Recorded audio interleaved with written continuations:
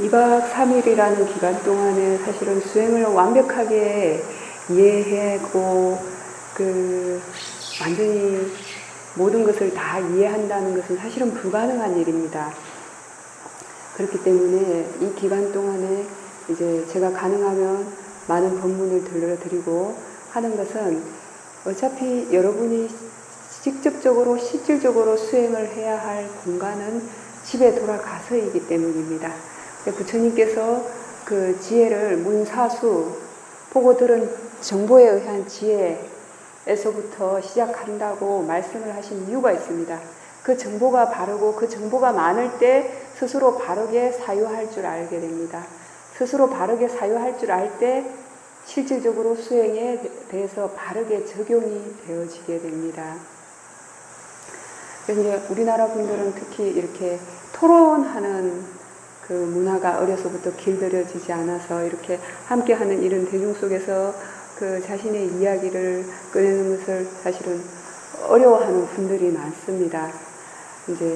그런데 이것은 그냥 수행에 대해서 함께 공감을 하는 자리입니다. 우리 함께 오신 분들이 서로 카톡 통해서 수행에 대한 정보도 나누고 의견도 교환하고 하시는 것처럼 이런 수행에 대한 하나의 주제를 통해서 서로 이야기를 주고받음으로 인해서 하나의 시행착오를 줄여가는 겁니다.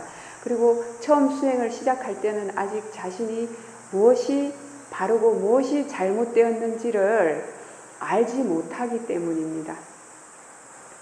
그렇기 때문에 이제 그 수행을 먼저 해본 입장에서는 이야기를 들어보면 어느 부분에서 막혀 있구나, 어느 부분에 대한 정보가 필요하구나 하는 그 부분이 있기 때문에 이제 이러한 수행 상담에 대한 시간이 있습니다. 그리고 이 시간은 특히 그 말에 대한 알아차림을 연습하는 시간입니다.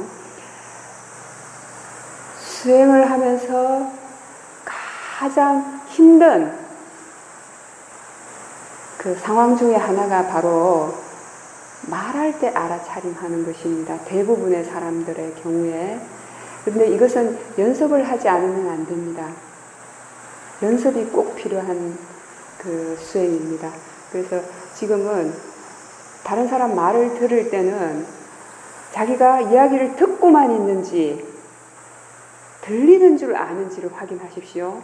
듣고만 있게 되면은 내용만 듣게 됩니다. 그러면 자신에 대한 알아차림을 놓칩니다. 소리가 들리는 줄 알게 되면은 자기 자신에 대한 알아차림이 있게 됩니다.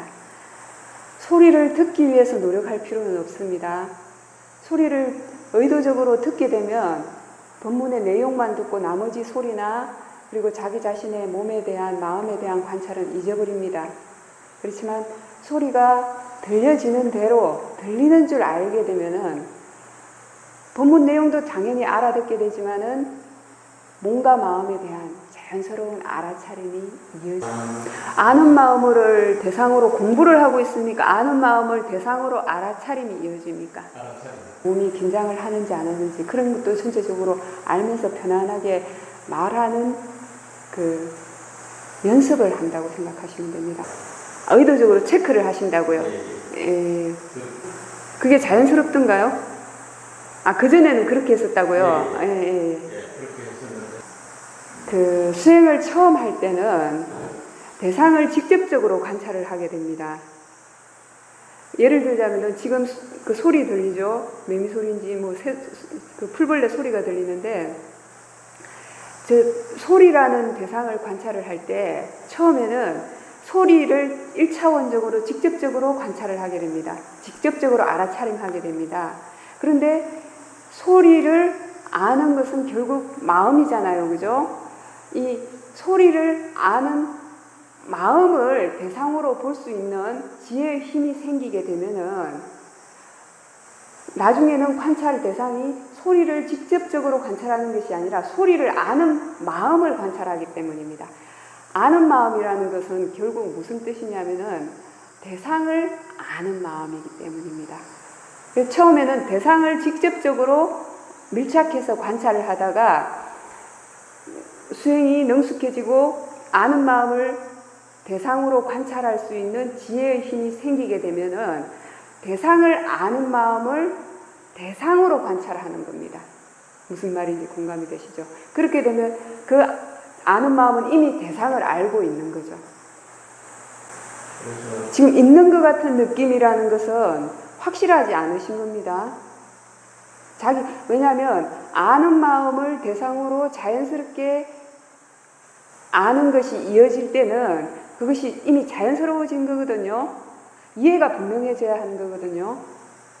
느낌이 달라지긴 합니다. 대상을 직접적으로 관찰할 때하고 대상을 아는 마음을 알 때는 그 느낌이 달라집니다.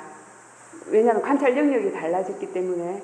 그렇지만 자기 스스로 직관적으로 지혜로서 지금 현재 대상을 직접적으로 관찰하는지 대상을 아는 마음을 다시 알고 있는지를 스스로 분명하게 확인할 수 있습니다. 이해할 수 있습니다. 그것은 왜냐하면 대상을 아는 마음을 대상으로 볼 수 있는 것은 지혜이기 때문에, 지혜는 뭐냐면은 아직 그러니까 이런가 저런가 이것이 옳은가 저것이 옳은가 하는 그런 망설임이 없습니다. 확고하고 분명하게 알기 때문에 지혜입니다. 스스로 한번 전에하고 지금 이게 달라지는 건 무엇이고, 그런 관찰되어지는 영역만 달라진 것인지 마음의 어떤 이해가 달라졌는지를 스스로 확인해 보십시오. 그래서 느낌이 달라졌다는 표현은 뭐냐면은 대상적인 측면에서 설명이 되어진 거거든요. 대상에 대해서 느껴지는 느낌이 달라지는 거거든요. 왜냐하면 아는 마음을 대상으로 다시 알게 되면은 우페카, 즉 늘 우페카의 평온한 느낌이 함께 작용을 하기 때문입니다. 그죠? 그래서 이제 느낌이 달라진다고 표현하신 이유는 알겠어요. 그렇다면은 항상 그게 유지가 되는지, 그게 안 그럴 때는 왜 그런지, 그리고 그런 대상적인 측면에서 함께 수반되는 우페카의 느낌이 아니더라도 직관적으로 자기 자신이 지금 아는 마음을 다시 알고 있는지, 아니면 혹은 이전처럼 또 리듬이 깨져서 대상을 직접적으로 알아차림을 하는지, 그걸 자기 스스로 분명하게 알아야 됩니다. 그런 것 같다라는 것은 확실하지 않은 겁니다. 맞습니다. 본문의 내용을 들었기 때문에 그 소리의 내용을 들으면서 그게 탐심이 작용했던 겁니다. 번뇌의 마음이 번뇌로서 소리를 들었기 때문에 소리라는 대상을 아는 마음을 볼 수 있는 것은 지혜로서 보는 겁니다. 번뇌가 한동안 작용을 했기 때문에 사티 사마디 지혜의 힘이 약해진 겁니다. 네, 제가 본문을 들려드릴 때 항상 본문을 듣기 위해 노력하지 말라라고 말씀드리는 이유가 있습니다. 그사님이 지금 그 본문 소리를 조금 떨어뜨려 놓고 들으려고 노력을 했다라고 하셨는데, 떨어뜨려 놓고 들을 필요는 없습니다. 왜냐하면 소리를 듣는 작용하고 들리는 작용만 분명하게 이해하신다면은 바로 해결되어지는 문제입니다.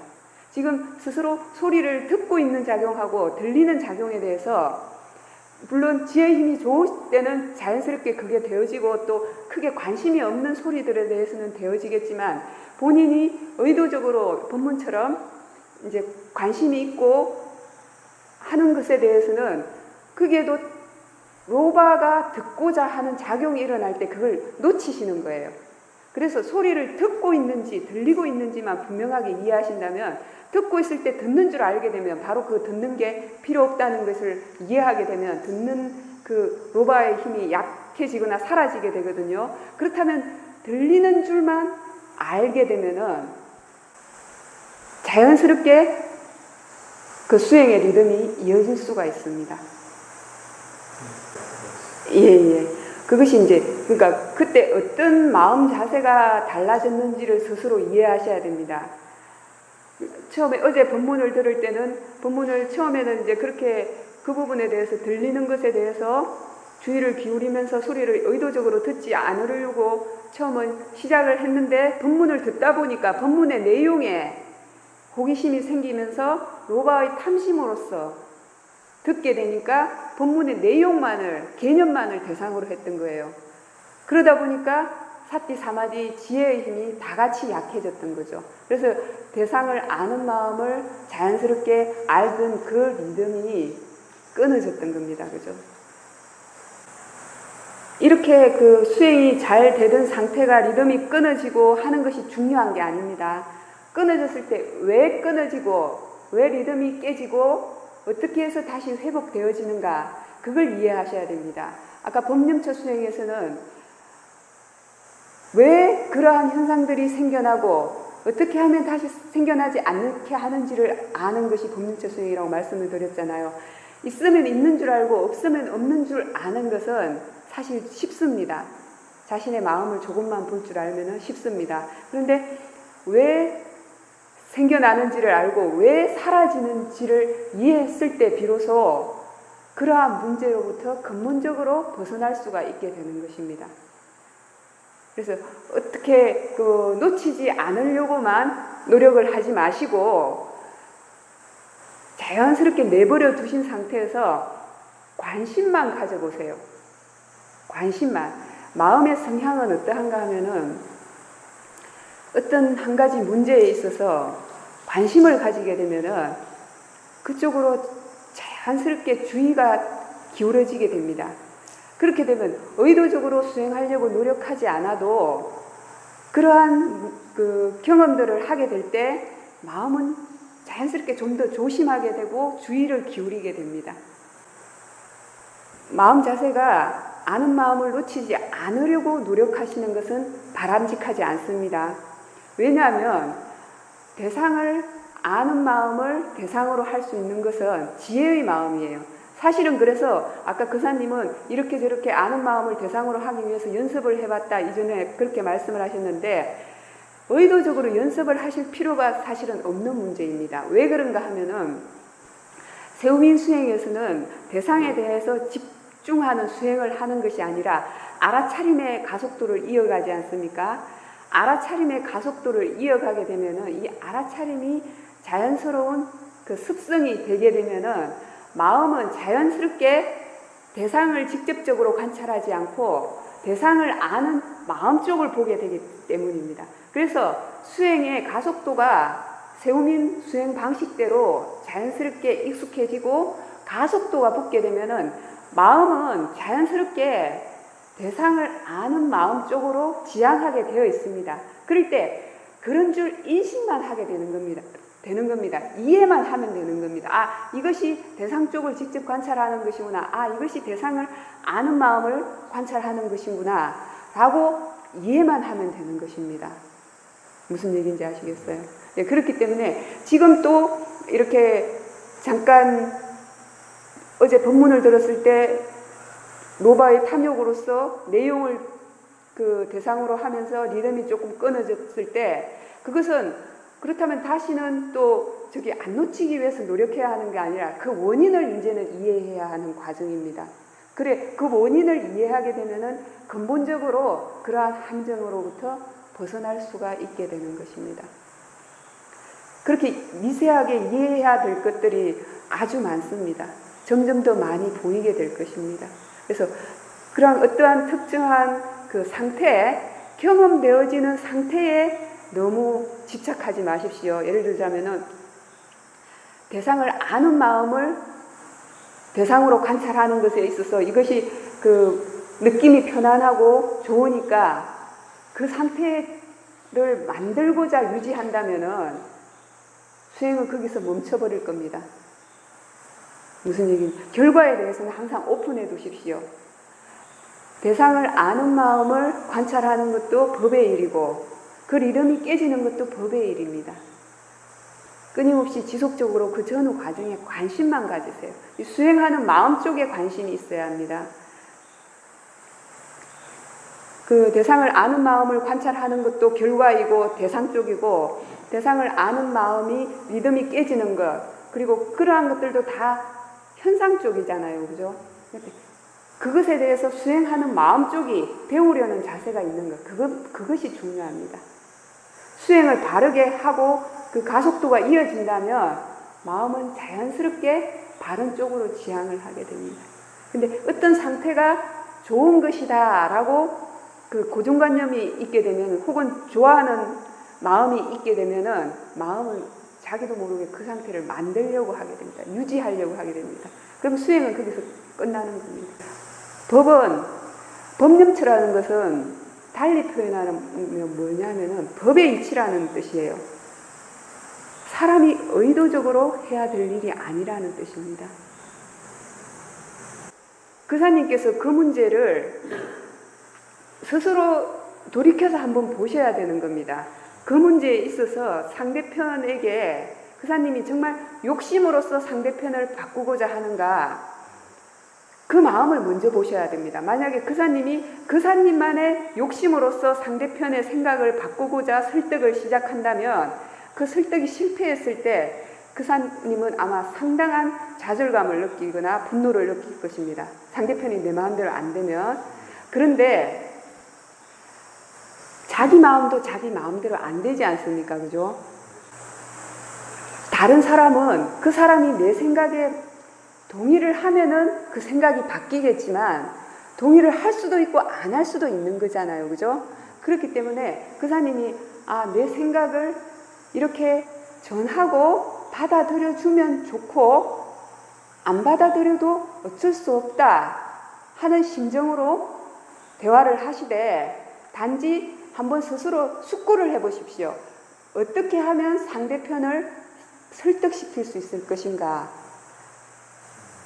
그 사람의 성향이나 그것이 어떠한 일인가에 따라서 다양한 그 상황이 되어지기 때문에 구체적으로 어떻게 해야 된다라고 말씀을 드리긴 어렵지만, 중요한 것은 그사님 마음이라는 것이에요. 그리고 그 인간사에서 일어나는 문제들에 있어서 반드시 다 아무것도 안 해야 되는 것이 아닙니다. 수행을 하는 분들은 그전에는 욕심으로써 그러한 일들을 해왔다면 이제는 지혜로서 해야 하는 것입니다. 무조건 그러니까 그전에는 그냥 좀 더 많이 벌고 하는 것이 목적이었다면은 이제는 하면 얼마만큼 해야 할 것인가, 그리고 이걸 어떤 쪽으로 지향을 해야 할 것인가 하는 측면에 있어서 스스로 그 기준이 있어야 됩니다. 늘 스스로 숙고를 해보셔야 됩니다. 그래서 수행을 해서 그 지혜가 생기게 되면은 내면의 마음의 질도 변화하고 지혜도 개발이 되어지지만, 그 일상생활 속에서 함께하는 인간관계나 그런 측면에 있어서도 훨씬 더 지혜롭게 되어집니다. 왜 그런가 하면은 그전에는 그냥 그 생각 없이 그냥 무조건 마음이 충동하는 대로 했다면 이제는 마음의 여유가 조금 생기게 되거든요. 왜냐하면 사띠가 있게 되고 지혜가 조금씩 개발이 되게 되면은 자연스럽게 그러한 여유가 생기게 됩니다. 그러한 사띠와 지혜의 힘에 의해서 현재 하는 일에도 변화가 생기게 됩니다.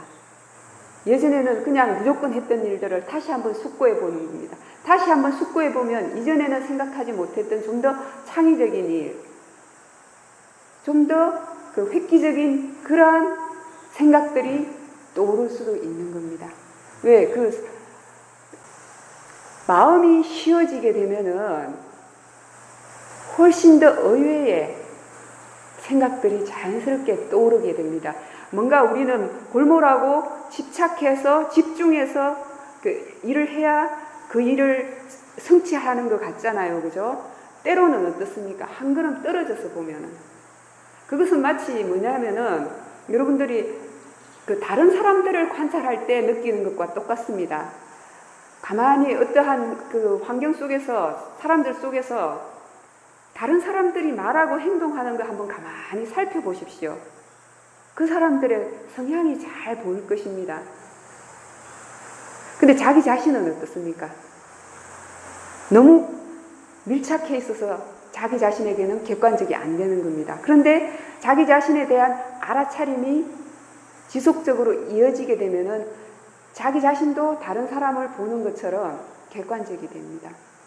그래서 어떤 그 사람들이 한 가지 똑같은 일을 하면서 반복적으로 계속될 때 그 일을 하면 할수록 좀 더 효과적이고 쉬운 방법, 획기적인 방법을 개발하여 나는 사람들이 있죠. 그죠?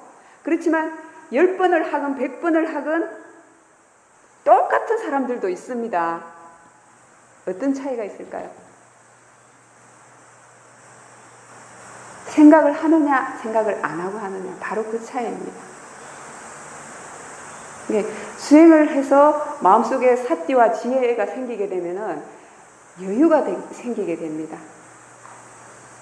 어떤 외면의 그 현상적인 문제에 있어서 덜 집착하기 때문에, 지혜의 정도에 따라서 다르기 때문에, 덜 집착하기 때문에 그러한 덜 집착하는 마음이 어떤 새로운 시각을 부여하게 됩니다.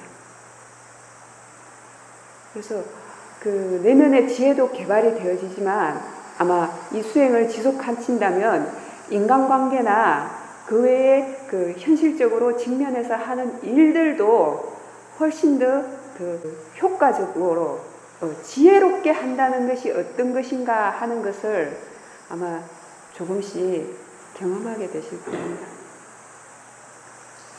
꼭 이거는 내 생각대로 밀고 나가야 돼라는 강한 집착이 있게 되면은 상대편이 내 말에 동의하지 않으면은 아마 그사님은 분노가 일어날 것입니다. 그래서 자기 마음의 의도를 잘 알아야 됩니다. 자기가 지금 하고 있는 생각, 행동, 하려는 말, 이것들에는 다 의도가 있습니다. 좋은 의도일 수도 있고 나쁜 의도일 수도 있습니다. 그 의도가 행동을 하게 만들거든요. 그 의도가 좋은 마음이 되도록 해야 합니다. 자신을 위해서, 다른 사람을 위해서. 일상에서 그러면 예전보다는 알아차림이 많이 되어지신다 그죠? 그래도 예, 스스로에게 그냥 일깨움만 주십시오. 끊임없이 스스로에게 질문만 해도 자기 자신에 대한 알아차림이 있게 됩니다. 아, 지금 알아차림이 있는가? 확실하게 알고 있는가? 이렇게 질문만 해도 스스로에게 알아차림이 있게 됩니다. 자연스럽게 알아차림이 일상에서 안 된다는 것은 마음이 많이 거칠어져 있는 상태거든요. 그럴 때는 번뇌의 힘이 강하고 뭔가 생각해야 될 일들이 많고 해야 할 일들이 많을 때는, 그럴 때는 아마 자연스럽게 또 안 되고 더 많이 잊어버릴 수도 있습니다. 그럴 때는 스스로에게 질문을 해주세요. 아, 지금 무엇이 중요한가? 이게 그렇게 중요한 일인가? 이런 질문만 해도 마음의 방향이 바뀌게 됩니다. 수행에 대한 생각만 해줘도 마음이 수행 쪽으로 방향을 바꾸게 됩니다. 어떤 식으로든 마음이 현재 자기 자신에 대해서 불필요한 생각을 하지 않고 알아차림이 이어지도록 하는 것이 중요합니다. 지금 현재 이 순간에 깨어있는 것이 중요한 겁니다. 그리고 가속도를 이어가시는 것이 중요합니다. 지금 이제 조금 그 마음이 많이 안정이 되시고 그래도 일상의 삶 속에까지 그 수행을 해야겠다는 생각이 많이 스며드셨잖아요. 그죠? 이럴 때 조금 더 그 속도가 유지되도록 지속적으로 자기 자신에게 관심을 기울일 필요가 있습니다. 수행에 대한 생각을 일깨워 주셔야 됩니다. 이게 그 가속도를 조금씩 쌓는 것은 아주 힘이 듭니다. 그런데 무너지는 것은 한순간입니다. 조금이라도 이 수행에 힘이 붙었을 때 그때 지속하시는 것이 정말 중요합니다. 예, 예. 그 호흡을 따라갔기 때문입니다. 그 다음에 호흡에 대한 관찰을 해야 된다는 생각이 있어서 그런 거예요. 그냥 의도적으로 호흡을 관찰하시지 마시고 그냥 자연스럽게 자기 자신에게 주의만 한번 기울여 보세요. 그러면 이미 호흡을 관찰하고 있기 때문에 드러날 겁니다. 호흡을 찾지 말고 기다려 보세요. 한번. 기다린다는 게 무슨 뜻이냐면 자기 자신에게 주의만 기울이고 있다면 이미 알아차림은 있잖아요. 그죠? 그 상태에서 호흡을 한번 기다려 보세요. 호흡을 먼저 찾아서 알아차림 하시지 마시고, 그리고 마음이 안정되지 않고 그칠 때는 호흡이란 대상은 관찰하기가 힘듭니다. 미세하기 때문에. 그럴 때 억지로 호흡에 대한 알아차림을 하려고 해도 또 호흡이 부자연스럽게 느껴지고 가슴이 답답해지게 됩니다. 그럴 때는 잠깐 호흡에 대한 알아차림을 내려놓으세요. 그냥 편안하게 숨을 한번 들이쉬고 내쉬어주세요. 지금 너무 내가 그 호흡에 대해서 너무 지나치게 욕심으로써 집중하는 것은 아닌가. 자, 지금 소리 들리는 거 알아차림 하실 수 있으세요? 소리 들리는 거 알고 계세요? 엉덩이가 바닥에 닿아 있는 느낌 아실 수 있으세요? 몸이 긴장하고 있습니까? 편안합니까? 마음 상태가 편한 것 같기도 하고 아닌 것 같기도 하고. 어쨌든 제가 지금 이렇게 여쭙는 순간에 소리라는 대상이건 몸의 감각이건 편안함이건 엉덩이가 바닥에 닿아 있는 느낌이건 그냥 그 순간에 바로 직관적으로 아셨죠, 그죠? 집중해서 아셨나요? 호흡에 대한 관찰도 이렇게 하셔야 됩니다. 무슨 얘기인지 아시겠어요? 그냥 마음의 성향은 어떠한가 하면 주의만 기울이면 그것을 인지를 하고 있게 됩니다.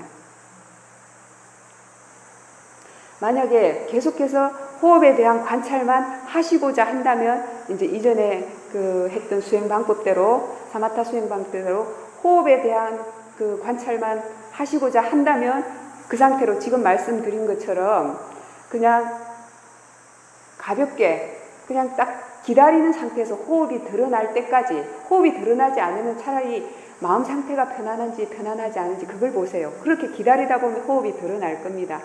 그럴 때 호흡을 관찰하세요. 의도적으로 호흡에 밀착하거나 호흡을 막 집중해서 관찰하지 않는지를 늘 염두에 두셔야 됩니다. 그렇게 자연스럽게 가볍게 인지만 하는 정도로 호흡을 관찰하시면 됩니다. 그 다음에 만약에 여기서 하셨던 방법대로 세우민 수행 방법으로 바꾸고자 하신다면 지금 그동안 여러 번 설명을 드렸던 것처럼 부처님께서 대념처경에서 중요하게 말씀하신 것은 호흡에 대한 관찰이건 느낌에 대한 관찰이건 마음에 대한 관찰이건 중요한 것은 안다. 안다가 중요한 것이라는 것은 무슨 뜻이냐면은 호흡이든 느낌이건 마음이건 대상이라는 뜻이에요.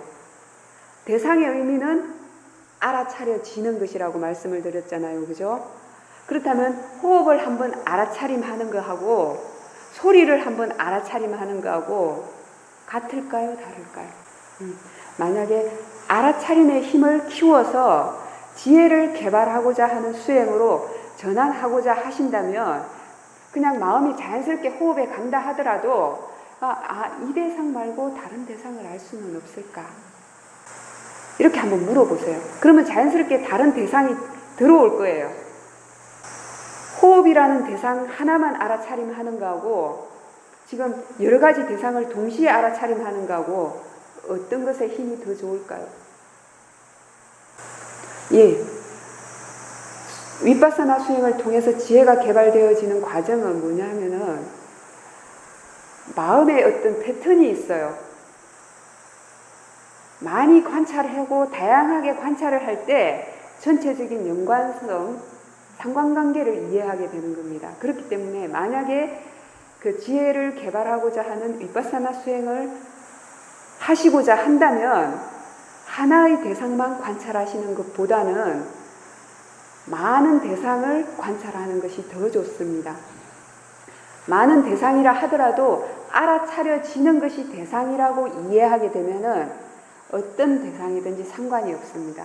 자기 자신에게 주의만 기울여서 스스로에게 알아차림이 있도록만 한다면 이미 대상은 많이 있습니다.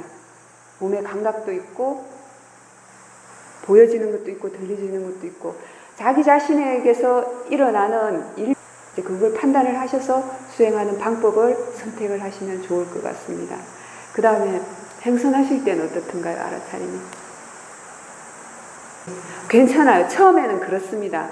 처음에는 그렇습니다. 그렇지만 알아차림의 힘이 좋아지는 만큼 섬세해지는 것은 법의 일입니다. 우선 지금 섬세하게 알아차리려고 하실 필요는 없습니다. 그냥 자기 자신에게 직관적으로 주의를 기울였을 때 뭘 알든지 거칠게 알든지 섬세하게 알든지 아는 것이 이어지기만 하면 됩니다.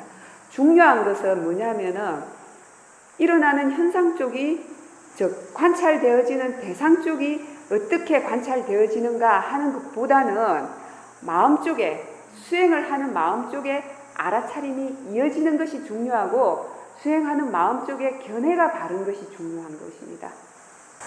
그래도 설거지를 하실 때조차도 알아차림이 있었다면은 일상에 생활하시면서 움직이시면서 알아차림이 이어졌을 텐데요. 그 정도면은. 자, 그러면 옆에서 누가 얘기를 하고 있어요. 그때 생각 속에 푹 빠져 있으면 옆에서 하는 말 들리던가요? 안 들리죠. 그때 알아차림이 없었던 겁니다. 자, 지금 두 손이 닿아 있는 느낌 알고 계세요? 엉덩이가 바닥에 닿아 있는 느낌도 아시죠? 보인다는 사실 인식하세요? 지금 제가 말씀드린 내용들을 지금 여기 오후에 법당에 앉아 있는 동안에 계속 아셨어요? 계속 인지하고 있었어요. 조금 전에 제가 여쭙기 전에도 알 때도 있었고 모를 때도 있었죠. 그죠?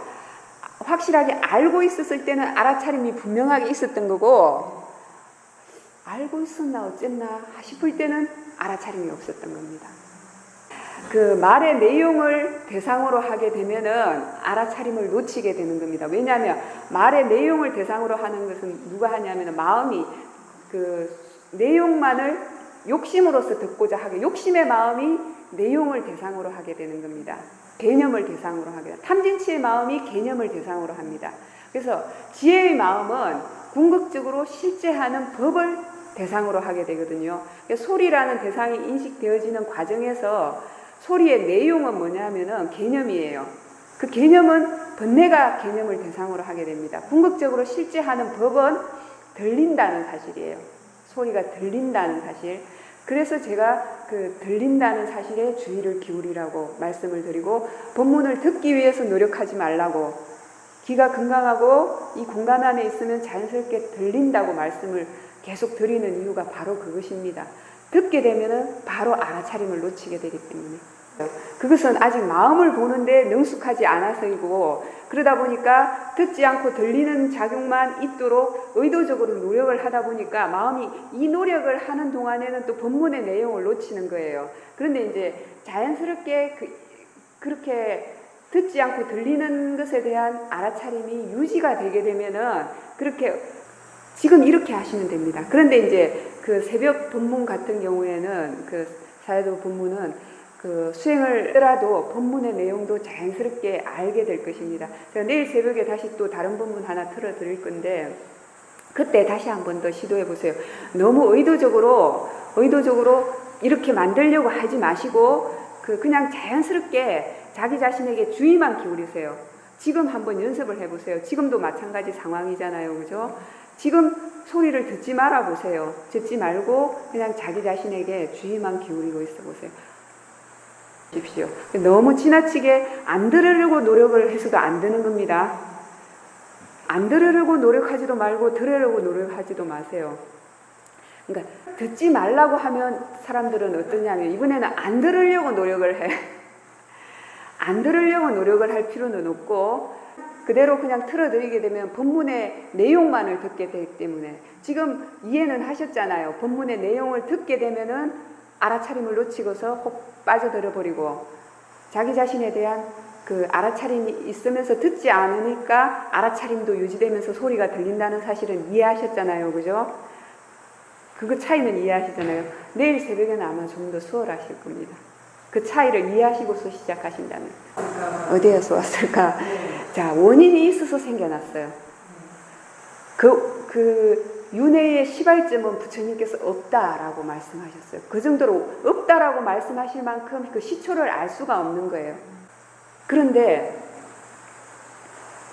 마음은 끊임없이 원인과 결과에 의해서 이어지게 됩니다.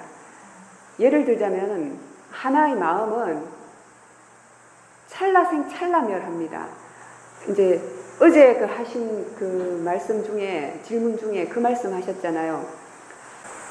어떤 사람 때문에 계속해서 계속해서 똑같은 번뇌를 일으킨다고 하셨잖아요. 그랬을 때 예를 들어서 열흘 전에도 번뇌를 일으키고 열흘 동안에 매일매일 계속 똑같은 번뇌를 일으켰어요. 아니 예를 드는 거예요. 하나의 예를 들어요. 그랬을 경우에 열흘 전에 번뇌하고 지금 오늘 새로 일으킨 번뇌가 같은 번뇌일까요? 다른 번뇌일까요? 네, 그죠? 연장생산에 있잖아요. 왜냐하면 내용이 연결이 되니까 개념을 보면은 연결이 되잖아요. 그런데 그 이론상으로는 분명히 다른 다른 번뇌일 것 같은데 왜 내용은 같아지는가? 이게 관건이잖아요. 그죠? 이게 이제 우리가 착각하고 있는 거예요.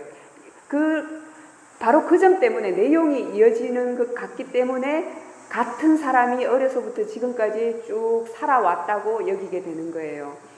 그런데 아직은 지혜의 힘이 약해서 항상 지속적으로 쭉 이어져 온 것처럼 느껴지지만 사실은 원리는 열흘 전에 일어난 번뇌는 그날 그 순간에 생겨났다 사라졌어요. 그 다음 날은 그 다음 날 생겨났다 사라지고 오늘 이 순간에는 조금 전에 설령 그 번뇌도 있었고 지금도 있었다면 조금 전에 번뇌는 조금 전에 생겨났다 사라지고 지금 현재의 번뇌는 또 지금 현재 새롭게 생겨나는 겁니다. 매 순간 새롭게 생겨나게 됩니다.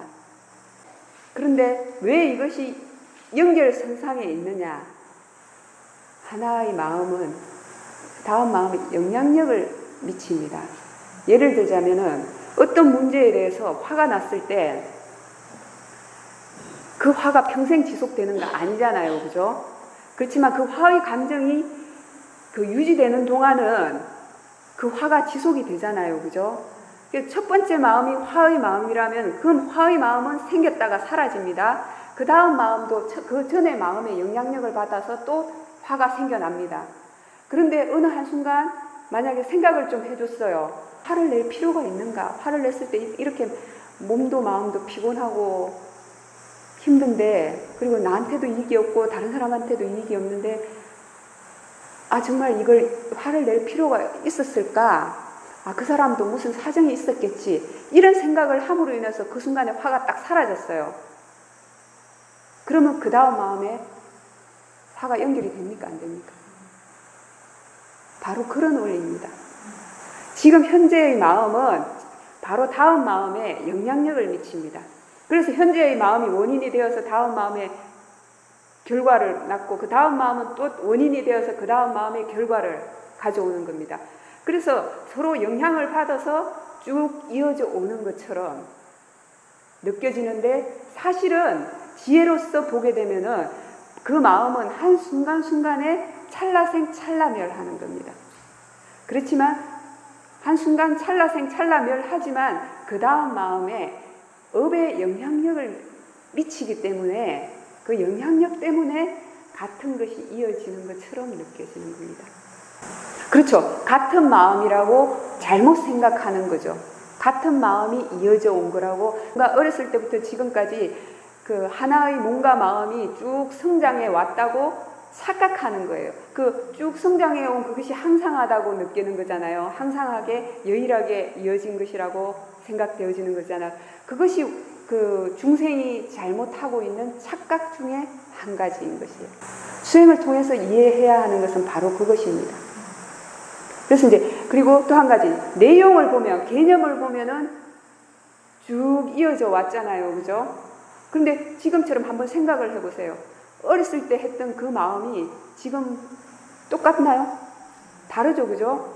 그렇지만 뭔가 연관성은 있잖아요. 그죠? 왜 그렇겠어요? 조금 전에 설명드렸던 것처럼 어렸을 때부터 순간순간 마음이 생겨났다 사라졌다 생겨났다 사라졌다 하는 과정에서 주변의 영향을 받고 하면서 자기 자신이 숙고하고 뭐 보고 들은 것들을 통해서 끊임없이 변화해가는 과정을 통해서 끊임없이 다음 마음에 영향력을 주고 또 한순간에 또 생각이 바뀌면 그 다음 마음은 또 바뀌게 되고 이런 식으로 성장해 왔던 겁니다. 그런데 우리는 그 개념만을 보게 되니까 같은 사람이 같은 마음을 쭉 이어서 살아왔다고 착각하고 있는 겁니다. 중생이 하고 있는 착각 4가지가 바로 그것입니다. 항상하다고 여기는 것, 상락아정, 즐거운 것이라고 느끼는 것. 나라고, 이 몸과 마음을 나라고 착각하는 것. 그 다음에 이 몸과 마음이 청정하고 깨끗하다고 착각하는 것. 비파사나 수행, 즉 사념처 수행을 통해서 부처님께서 제거해야 될 잘못된 생각은 바로 이 네 가지, 상나가정 네 가지라고 말씀을 하셨어요.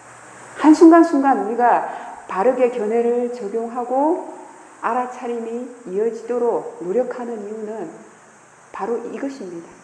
이렇게 잘못된 생각, 잘못된 견해를 바르게 알도록 하기 위해서입니다. 수행을 통해서, 비파사나 수행을 통해서 몸과 마음이 매 순간순간 생겨난다는 것에 대한 이해가 개발이 되어지면은 그때 비로소 이 몸과 마음이 항상하지 않다는 것에 대한 새록새록 생겨나는 것에 대한 이해가 조금씩 개발이 되어질 겁니다. 그렇게 되면은 항상 지속되어 왔구나 하는 착각으로부터 벗어나게 됩니다. 지금 그 번뇌가 생겨났다가 사라지는 것이 중요한 게 아니라 어떻게 했기 때문에 그 생겨났다 사라졌는가를 이해하는 것이 더 중요한 겁니다. 그 번뇌가 그 생겨났는데 그 순간에 마음이 동요했는데 저건 역시 자연적인 이치일 뿐이다 라고 숙고해 주었기 때문에 번뇌가 그 순간에 사라졌던 겁니다. 그것을 스스로 이해하시는 것이 중요합니다. 그 마음이 어떤 일을 하는가에 따라서 일어나는 현상이 어떻게 바뀌어지는가 하는 것을 이해하는 것이 좋습니다. 그 다음에 이제 그 좌선을 하실 때 이미 오랫동안 호흡에 대한 관찰을 해오셨기 때문에 그냥 두면은 자연스럽게 호흡에 대한 하나의 대상에 대한 집중을 하시려고 노력하실 겁니다.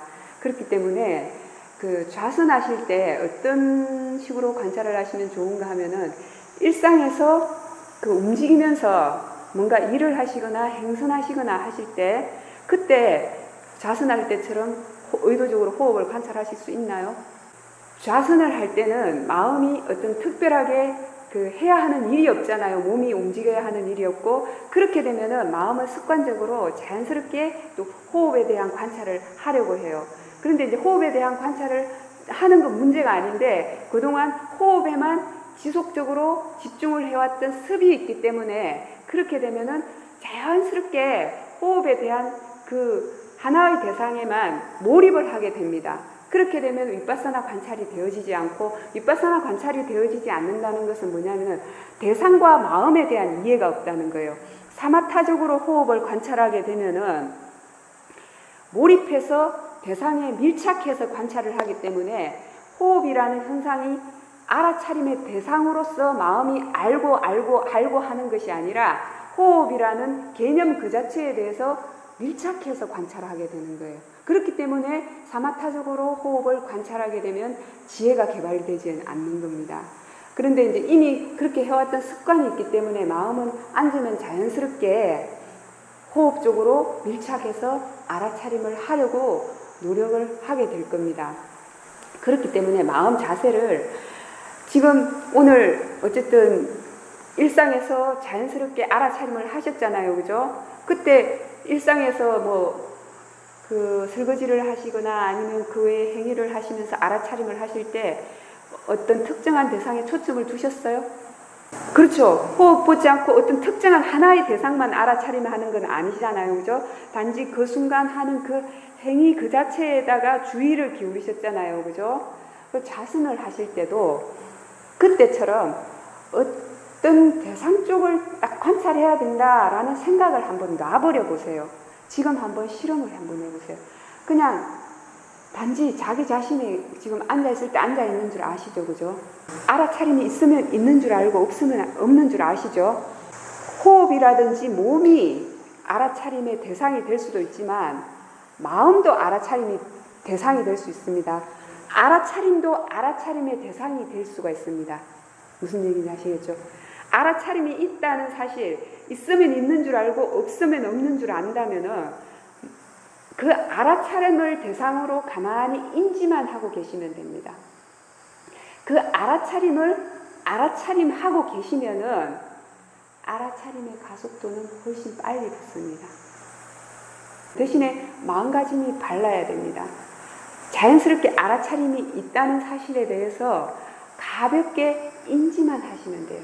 그렇게 되면 그 알아차림 하는 대상은 자연스럽게 여러 가지가 떠오를 수밖에 없습니다. 무슨 얘기인지 감이 오시죠?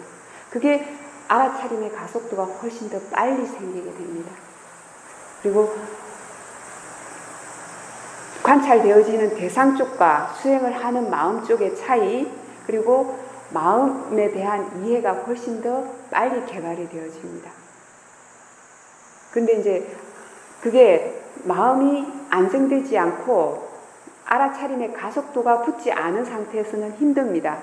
그렇지만 어느 정도 자연스럽게 알아차림이 이어지고 알아차림이 있는지 없는지만 확인하신다면 스스로에게 일깨움만 주시면 돼요. 인지만 하고 있으시면 됩니다. 그 알아차림을 가볍게 인지만 하고 계시면 됩니다. 자, 지금 자기 자신에게 주의는 기울이고 있잖아요. 그죠? 알아차림 하지 말아 보세요. 알아차림이 없습니까? 더 잘 보이죠? 그게 더 자연스러운 알아차림입니다. 자연스럽게 이미 알아차림이 있는데 다시 의도적으로 알아차림을 하게 되면 사람이 의도적으로 하는 수행이 자꾸 개입이 되기 때문에 법의 자연스러운 가속도가 생기지 않습니다. 가끔씩 이런 식으로 특히 자선하실 때 의도적인 노력을 하지 말아 보세요. 그러다가 진짜 멍하니 이거 뭐 하고 있나, 알아차림이 정말 있나 없나, 혹은 생각 속으로 빠진다든지, 그렇다면 의도적인 노력을 해서 다시 시작, 이 대상 저 대상을 알아차림을 하세요. 그렇지만 지금처럼 자연스럽게 의도적인 노력을 안 해도, 아무것도 안 해도 알아차림이 이어진다면 그 아무것도 노력을 안 해도 알아차려지는 그 상태를 인지만 하고 계시면 됩니다. 무슨 말인지 이해하시겠죠? 예. 그 상태를 하루 종일 유지만 하시면 됩니다. 예. 수행이 모든 사람이 다 똑같아야 하는 게 아닙니다. 절대. 그리고 자기 자신의 수행도 항상 한결같이 똑같아야 하는 건 아닙니다. 사람이 하는 수행이 있고 법이 하는 수행이 있어요. 사람이 의도적으로 자꾸 노력해야 될 때가 있고 법의 흐름에 맡겨야 할 때가 있습니다. 그런 이해가 조금씩 되어져야 됩니다. 예, 그걸 이제 일상의 삶 속에서 계속해서 스스로에게 적용을 시켜서 자신이 그 수행 체험을 통해서 조금씩 더 이해가 되어질수록 더 능숙해질 겁니다. 일상에서 우리가 그 직면하는 문제들은 아주 많습니다. 그 사람들이 자기에게 아무런 고통과 고민, 문제들이 안 생겨나기를 바라잖아요. 그죠? 한평생 살아가면서 그게 가능한 일입니까? 그죠? 불가능한 일입니다. 우리가 연습해야 될 것은 외부적인 일들은 안 생겨날 수가 없어요. 어떠한 일들이 생겨난다 하더라도 자신이 어떻게 대처할 수 있는가, 그 마음의 능력, 마음의 힘을 키워야 하는 것입니다.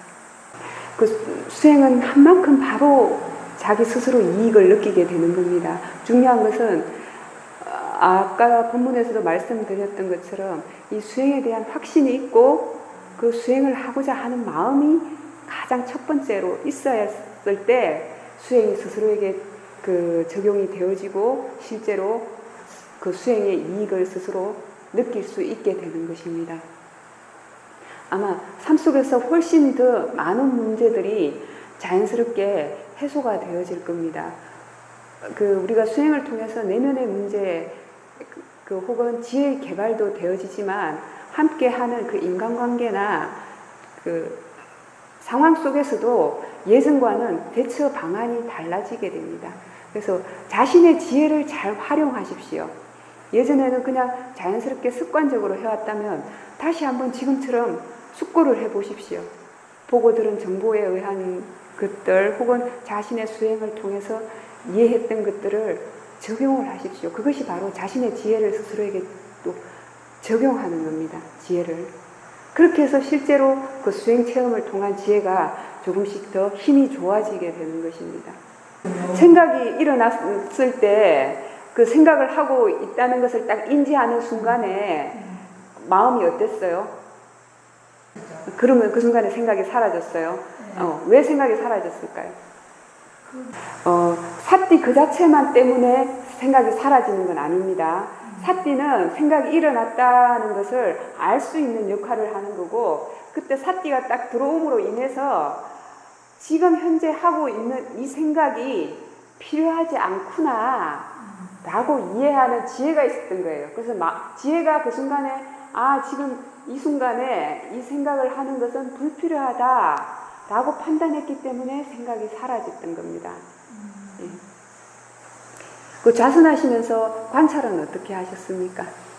네, 맞습니다. 하나의 대상에 집중하지 않고 전체적으로 소리가 들려지는 대로 알아차림하게 되면은 좀 더 다양한 소리가 한꺼번에 관찰이 되어집니다. 그런데 이제 이건 개구 소리, 이것은 바람 소리, 이것은 새 소리, 이렇게 구분하는 것은 개념을 본 것입니다.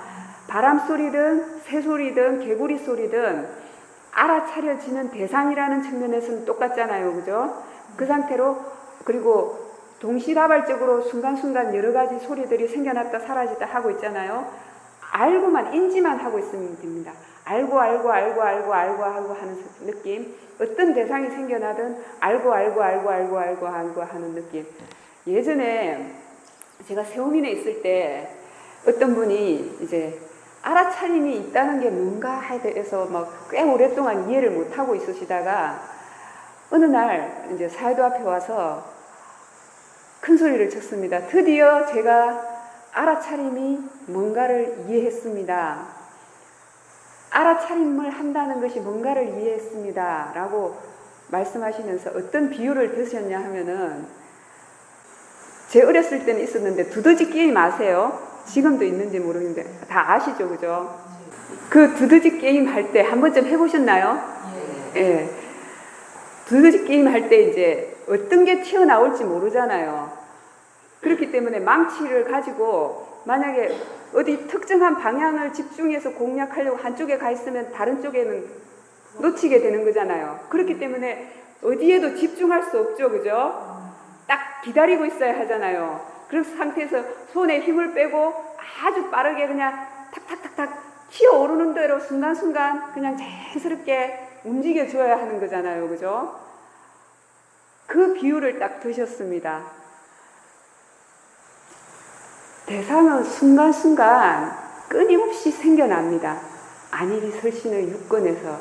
그렇기 때문에 지금 우리가 두더지 게임에서 어떤 특정한 대상을 알아차림하기 위해서 가서 주의를 기울이고 의도적으로 몰입하고 있으면 다른 대상들을 놓치는 것처럼 우리 몸과 마음에 대해서도 그냥 가볍게 뿅망치로 딱 어디에서 튀어나올지 기다리고 있는 느낌으로 사띠라는 뿅망치로 자기 자신에게 가볍게 그냥 주의만 기울이고 있으면 됩니다. 그러면 대상이 그 사띠에 와서 부딪힐 겁니다. 왜냐하면 사띠가 있다는 것은 이미 대상을 알고 있다는 뜻이거든요. 사띠의 의미는 대상을 잊지 않는다는 뜻이에요. 그렇기 때문에 지금처럼 지금 하시는 것처럼 하나의 대상에 집중하시지 마시고 열어놓으시고 여러 가지 소리를 알아차림 하시는데, 그때 한번 스스로 다시 한번 숙고를 해보십시오. 지금 소리를 듣고 있는가? 들리는 걸 알고 있는가? 그 다음에 이 소리라는 대상 말고 다른 대상은 더 알 수 없는가?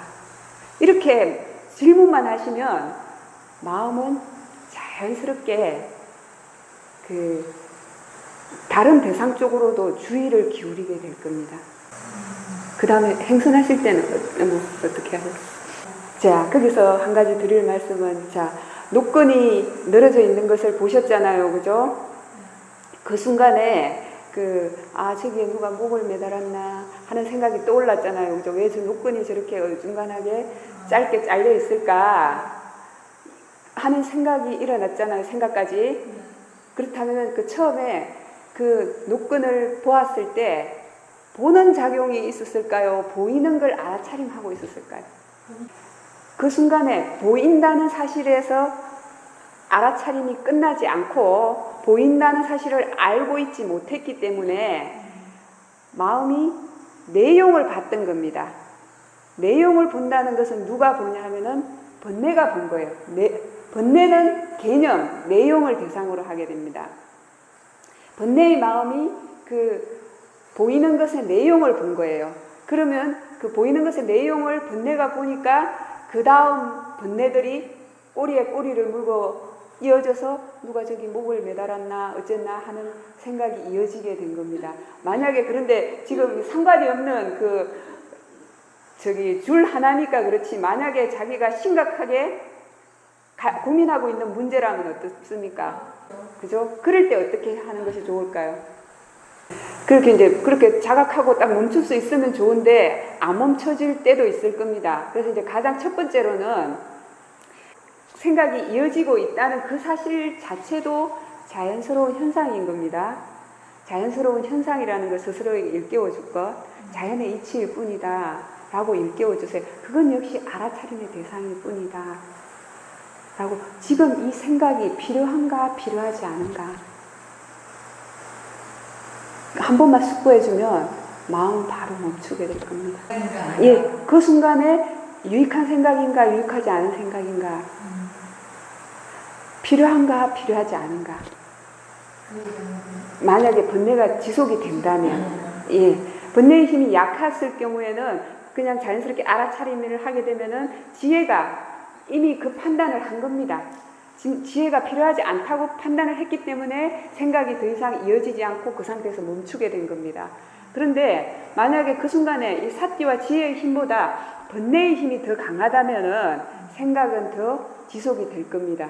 그럴 경우에 이렇게 의도적으로 한번 숙고를 해보시라고요. 이 필요한가 필요하지 않은가, 이익이 있는가 없는가는 삼빠자냐 지혜의 첫 번째와 두 번째 지혜입니다. 이 이익이 있는가 없는가, 필요한가 필요하지 않은가에 대한 지혜가 일상의 모든 상황에서 사실은 다 자연스럽게 적용이 되어져야 됩니다. 만약에 이 두 가지 지혜가 일상의 모든 상황에서 자연스럽게 다 적용이 되어진다면 마음은 사마디의 상태가 늘 유지가 되게 됩니다. 사마디의 안정된 상태가 늘 유지가 될 수 있게 됩니다.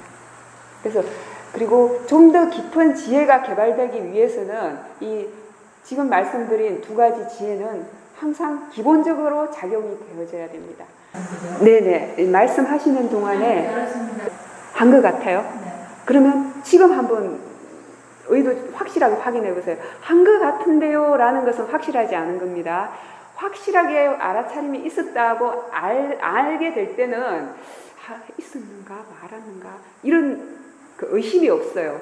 알아차림이 있었던 순간은 자기 스스로 확연하게 알 수가 있습니다. 지금은 말씀하시는 제 말 듣고 있는 거 아시죠? 그죠? 식사하실 때 알아차림이 이어지시던가요? 예, 의식적으로 알아차림하면서 이제 식사를 하셨을 때 어떤 것들이 느껴지던가요? 그렇다면 내일부터는 먹는 음식에다가 주의를 기울이시지 마시고 자신의 행위에 대해서 좀 더 주의를 기울여 보십시오. 그럼 지금 방금 식사하실 때 알아차림이 어떻게 유지됐는가를 말씀하시는 동안에 지금 현재 알아차림이 있으셨어요? 방금? 그렇다면 말할 때 아직 알아차림이 확실하게 안 되어지시는 거거든요. 그렇다면 이제 늘 이렇게 관심을 기울여 보세요. 말씀을 하실 때 먼저 자기 자신에게 확고하게 알아차림이 있는지 확인을 하시고 말씀을 하세요. 그 습관을 그렇게 마음의 방향을 바꾸어 주어야 다음에 마음은 그러한 상황에 부딪혔을 때 그쪽으로 일을 하려는 생각을 일으키게 되거든요. 그래서 말을 하는 것보다 알아차림이 있는 것이 더 중요하다라고 스스로에게 일깨워 주세요. 그 다음에 상대편이 말을 할 때는 상대편 소리가 들린다는 사실을 인지하세요.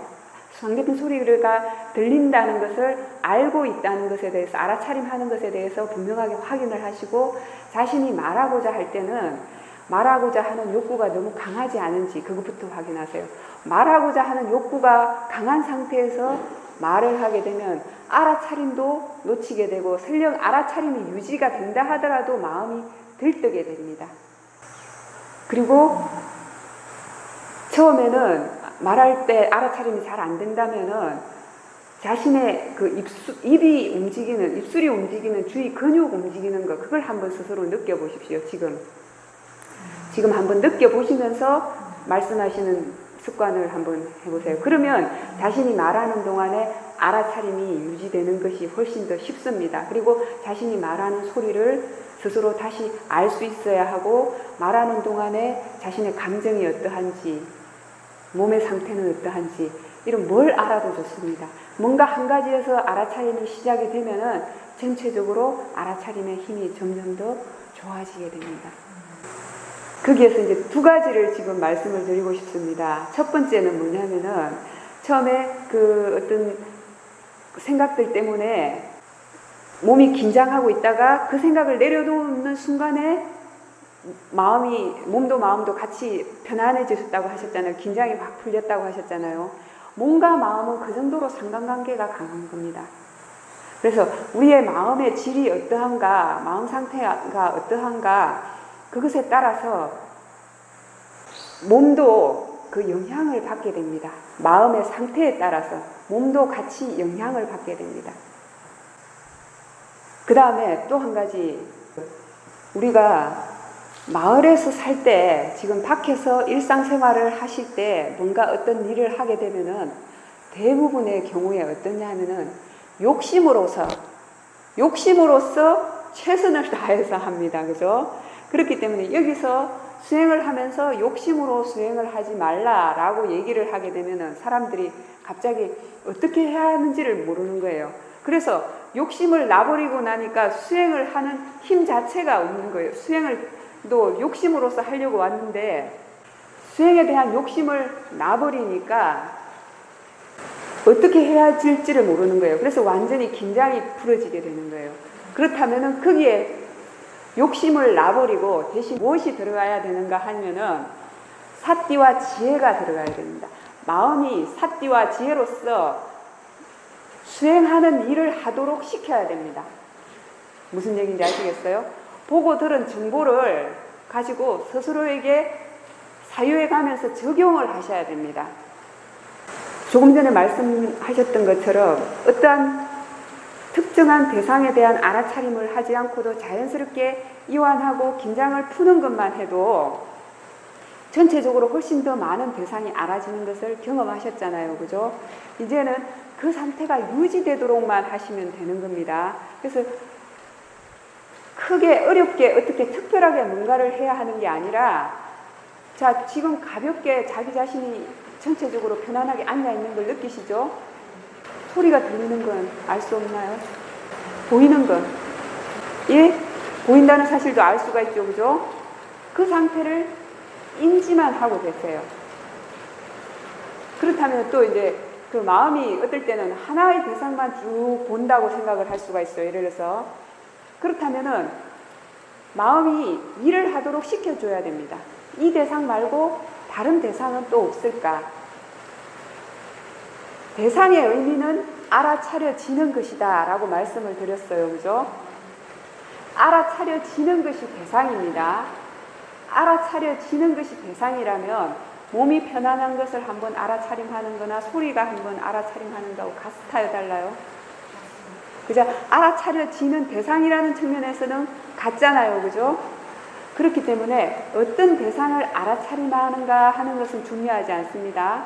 마음에 알아차림이 있도록만 하면은 그 알아차림의 힘이 좋아지는 만큼 더 많은 대상을 알 수 있습니다. 그렇기 때문에 지금 우선은 이제 마음이 편안해져야 한다는 것을, 수행에 대한 욕심 없이 편안한 마음으로 수행해야 한다는 것을 이해하셨잖아요. 그죠? 그 상태에서 놔버리면 마음이 진짜 느슨해지게 됩니다. 수행하는 일을 시켜야 합니다. 사띠와 지혜로서. 정말 지금 확실하게 알고 있는가? 스스로에게 질문을 해보세요. 확실하게 알고 있는가? 지금 스스로에게 질문을 했을 때 어떤 대상을 알고 있습니까? 듣고 있는 거 알고, 또 생각이 일어났다는 것도 알고, 또 어떤 대상이 있습니까? 생각이 일어났다는 걸 알았을 때 생각이 지속됩니까? 멈춥니까? 지속될 때도 있고 안 될 때도 있고? 지속될 때하고 안 될 때는 어떤 차이가 있을까요? 생각하는 줄 알았을 때는 이미 생각에 대해서 그 순간 알아차림이 들어온 거거든요. 알아차림이 들어온 건데 그 순간에 생각이 딱 사라질 때는 생각하고자 하는 욕구보다 알아차림의 힘이 더 좋은 겁니다. 그리고 이 생각이 지금 현재 필요하지 않구나 판단하는 지혜의 힘이 있기 때문에 생각이 사라졌던 거예요. 그런데 생각하는 줄 알았을 때 그때 생각이 지속될 때는 이 사띠와 지혜의 힘보다 생각하고자 하는 욕구의 힘이, 번뇌의 힘이 더 강해서 그렇습니다. 그래서 생각 역시 몸의 다른 대상들처럼 알아차림의 대상입니다. 마음을 보는데 능숙해지고 알아차림의 힘이 좋아지게 되면은 생각도 다른 대상처럼 관찰을 할 수가 있게 됩니다. 그런데 지금 현재는 생각을 관찰하기에는 알아차림의 힘이 너무 약합니다. 생각을 관찰하려고 하면 생각 속에 빠져들게 될 거예요. 그래서 우선은 지금처럼 생각하는 줄 알았으면 생각 역시 마음이 하는 일이기 때문에 자연스러운 현상입니다. 생각하지 않도록 해야 하지 않... 일상에서는 어떠셨어요? 알아차림이 좀 되어지시던가요? 생각을 대상으로 알아차림하는 것이 중요합니다. 우선은 아직은 힘이 약하니까 생각하는 줄 알았으면 이건 역시 대상일 뿐이다. 그렇지만 아직은 힘이 약하니까 다른 몸에 대한 감각이나 소리가 들리는 거, 보이는 거 이런 쪽으로 주의를 기울이세요. 그리고 마음이 수행하는 일을 하지 않으면은 생각하는 일을 합니다. 마음은 내버려 두게 되면은 불필요한 일을 하게 됩니다. 불필요한 생각을 하게 됩니다. 그렇기 때문에 수행하는 일을 확실하게 시키셔야 됩니다. 그것이 이해가 되어져서 받아들여지게 되면은 이제 더 릴렉스가 되는 것이고, 그렇지만 아직 그 서로 다른 기존에 알았던 것과 지금 새롭게 알게 된 것이 서로 다른데 아직 확고하게 어떠한 것이 옳은 것인가, 어떤 쪽으로 해야 될 것인가에 대한 분명한 선택을 하지 않았을 때 그때는 어떻게 해야 될지 모르는 그런 감정이 생기게 되는 겁니다. 그럴 때는 스스로 숙고를 해보세요. 어떠한 것이 더 바람직한 것이고 앞으로 어떻게 해야 할 것인가. 숙고를 분명하게 다시 한 번 더 해주시면 마음이 어떤 판단을 생길 것입니다. 그런데 만약에 지금 숙고를 해도 그 판단이 정확하게 생기지 않을 때는 그냥 물음표 그 상태로 내버려 두세요. 그리고 수행을 좀 더 해 가시면서 그 부분에 대한 이해가 분명해지시면 그 문제는 자연스럽게 해소가 될 것입니다. 어떤 부분에 있어서 지금 당장 그 해소가 되지 않는다 하더라도 마음이 그 부분에 대해서 의문을 가지게 되면은 그 수행을 해 나가면서 자연스럽게 그쪽으로 관심이 가지게 됩니다. 그러면 그 의문을 가졌던 그 마음을 원인으로 해서 언젠가는 지혜가 생기게 됩니다. 네, 수행하는 일을 시키셔야 됩니다. 네, 지금 말씀하실 때 알아차림 되셨어요? 어떠셨어요? 예, 말씀하실 때도 한번 알아차림이 있도록 한번 노력을 해보세요. 먼저 보인다는 사실에 대해서 인지를 하고 있으면, 그리고 들린다는 사실에 대해서 인지하고 있으면 상대편이 말하는 동안에 알아차림을 안 놓치게 됩니다. 그리고 자신이 말할 상태가 되었을 때는 말하고자 하는 그 자신의 욕구가 너무 강한지 어떤지, 마음 상태가 편안한지, 지금 이 말이 꼭 필요한 말인지 필요하지 않은 말인지, 이익이 있는 말인지 이익이 없는 말인지 다시 한번 숙고를 해보시고 말씀하시는 습관을 한번 들여보세요. 지금부터 한번 습관을 그렇게 들여보세요. 그리고 처음에는 자신이 그 얼굴 근육 상태 이걸 스스로 느끼면서 말씀을 하시는 것도 알아차림을 놓치지 않게 됩니다. 그 다음에 자기가 말하는 소리도 스스로 다시 알 수 있고, 뭘 알든지 말하는 동안에 자신의 감정이 어떻게 변하는지 떠오르는 대로 자기 자신에게 가볍게 주의만 기울인 상태로 떠오르는 대로 알아차림하시면 됩니다. 예, 한번 시도는 해보세요. 계속. 그렇다면은 자기 자신에게 알아차림이 되어졌을 때 잠이 오는 것도 자연스러운 현상이에요. 몸과 마음에서 일어나는 모든 것이 다 자연의 법칙이라는 것은 생각 때문에 스스로를 차분하게 만드는 겁니까? 아니면 저절로? 그렇다면은 그것은 자기 자신에 대해서 알아차림이 들어오는 순간에 마음이 자연스럽게 안정이 되기 때문입니다.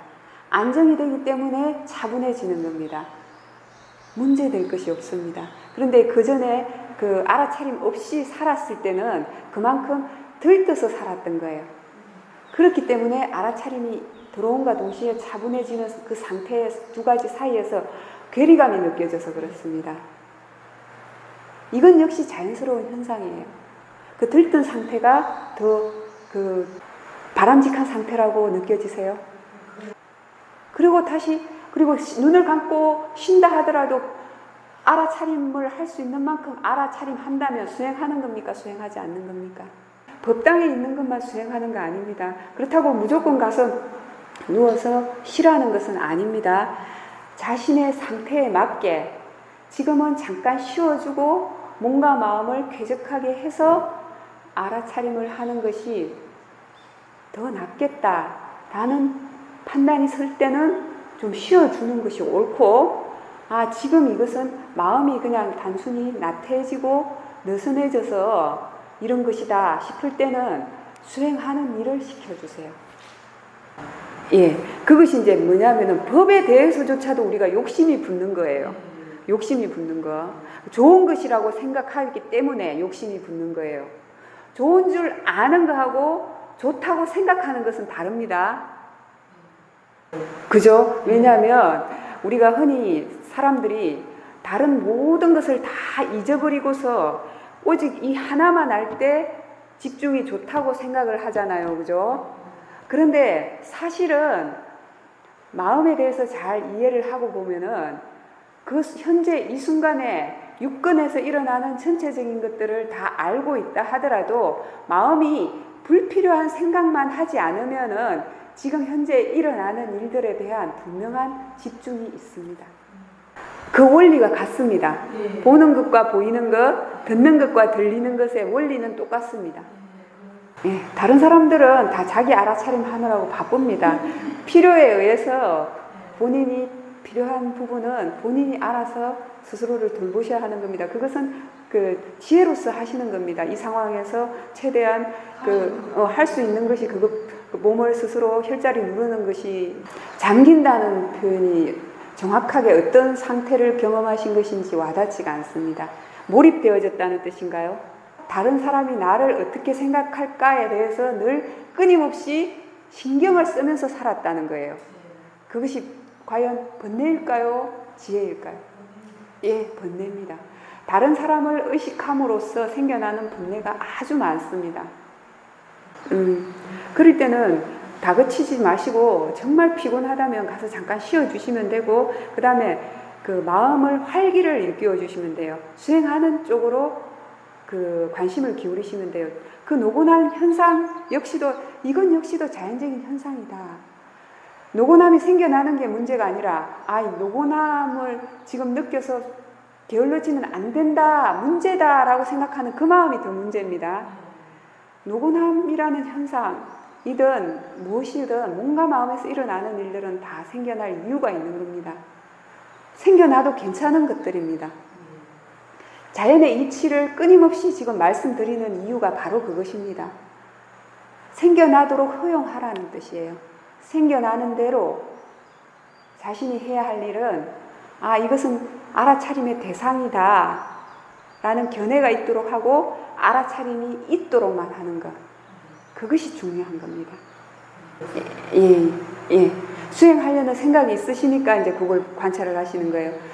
한번 알아차림을 놓쳤다가 다시 들어올 때까지 얼마나 시간이 지금 말씀하시는 동안은 이제 잠깐 놓쳤다가 다시 알아차림이 짧게 들어오고, 예, 괜찮습니다. 잠깐 오셔서 하루 수행하신 것에 비해서 수행에 대해서 아주 빨리 익숙해지신 겁니다. 자선을 하실 때든 일상에서든 똑같습니다. 자기에게 알아차림이 있도록만 하면은 대상은 이미 그 안에 포함이 되어 있습니다. 네. 예, 맞습니다. 그 수행을 한다는 것은 어떻게 되어지도록 만드는 것이 아닙니다. 어떻게 되어야 하는 것이 아닙니다. 결과에 대해서는 항상 여지를 남겨두세요. 결과를 어떻게 되어야 된다 생각하시지 마시고 지금처럼 일어나는 그대로 마음이 그 스님 법문에 주의를 기울이니까 스님만 크게 보이고 주인은 완전히 알아차림을 놓쳐버리는구나. 스님만 크게 보였다는 건 뭐예요? 개념을 대상으로 했다는 거잖아요. 그죠? 내용을 대상으로 하게 되면 뭐가 생깁니까? 자동적으로 분별이 생각이 일어나게 되고 좋다 싫다 하는 분별들이 생겨나게 되는 겁니다. 그죠? 누가 스님만 이렇게 크게 집중을 해서 영상만 보게 했느냐 하면은 바로 어리석음의 마음이, 탐심의 마음이, 탐진치의 마음은 그러한 개념을 대상으로 하는 겁니다. 그리고 수행하는 마음, 지혜의 마음은 궁극적으로 실제하는 법의 이치를 대상으로 하게 됩니다. 그래서 수행을 처음 할 때는 개념을 전혀 대상으로 하지 않을 수가 없습니다. 그렇지만 어떠한 것이 개념이고 어떠한 것이 궁극적으로 실제하는 법인가에 대한 이해가 조금씩 되어지면서 마음은 자연스럽게 수행의 힘이 좋아지는 만큼 실제하는 이치에 대해서만 관심을 기울이게 됩니다. 생겨나는 대로, 일어나는 대로 관심을 가지고 수행을 흥미있게 해야 됩니다. 근데 어떤 결과를 내가 경험해야 되고 수행이 이래야 된다라는 생각이 있게 되면 수행이 심각해지게 됩니다. 투쟁하듯이 하게 됩니다. 그냥 지금 하시는 것처럼 자연스럽게 몸과 마음에서 일어나는 일들에 대해서 이해해가는 과정이 수행이다 라고 생각하시면 됩니다. 가장 첫 번째로는 자기 자신에 대한 이해의 과정입니다. 자신의 몸과 마음에 대한 이해의 과정. 예전에는 왜 화가 났는지, 어떻게 해서 화가 사라지는지 그런 것들을 이해 못 하셨잖아요. 그죠? 왜 욕심이 나고 왜 어떨 때는 욕심이 안 났는지, 왜 이러한 습관은 지속되는지, 저 사람은 저러한데 왜 나는 이해가 안 되었었잖아요. 그죠? 수행을 통해서 자신의 마음에 대해서, 자신의 몸에 대해서 이해하는 것이 많아지면은 그러한 것들에 대해서 점점 더 이해가 되어집니다. 전체적으로 보이니까 그 스님 역시 하나의 대상으로서 존재하게 되는 거죠. 그죠? 그게 이제 지금 조금 전에 말씀드렸던 것처럼 사띠로서 보이는다는 사실을 알아차림하고 있으니까 전체적으로 다 알고 있게 되는 거예요. 알아차림이 유지가 되는 거예요.